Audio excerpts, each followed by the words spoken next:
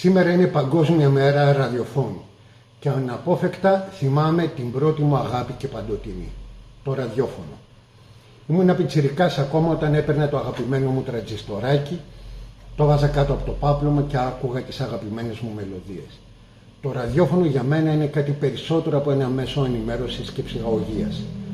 Είναι η φωνή που με συντροφεύει στις μοναχικές στιγμές, η μελωδία που με ταξιδεύει στην αμεσότητα που συγκινεί. Καθώς πέρασαν τα χρόνια, ασχολήθηκα με τη δημοσιογραφία και με το ξεκίνημα της ελεύθερης ραδιοφωνίας ξεκίνησα και τη δημοσιογραφική μου σταδιοδρομία. Ποιον σταθμό να πρωτοθυμηθώ? Αθήνα 984, Διάβλο 10, Ράδιο Καλλιτεχνούπολη, Σταρ, Ροκ Ρέντιο, χιλιάδες ραδιοφωνικές στιγμές που μου χάρισαν αμέτρητες συγκινήσεις και με φέραν κοντά με ανθρώπους που δεν γνώρισα ποτέ.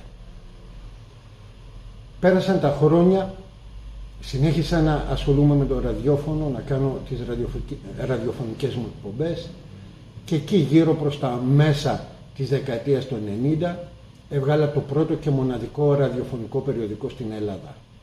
Σε μια εποχή που τα τηλεοπτικά περιοδικά είχαν μόνο ένα μονόστιλο που αφορούσε το ραδιόφωνο, εγώ τόλμησα και έβγαλα ολόκληρο περιοδικό.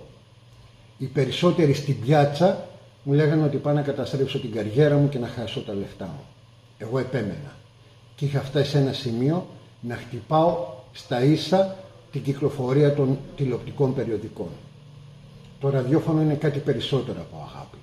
Είναι πάθος. Είναι ο σύντροφός μας, το ακούμε το πρωί, από το πρωί στο βράδυ, στο σπίτι, στην εργασία μας, στο αυτοκίνητο.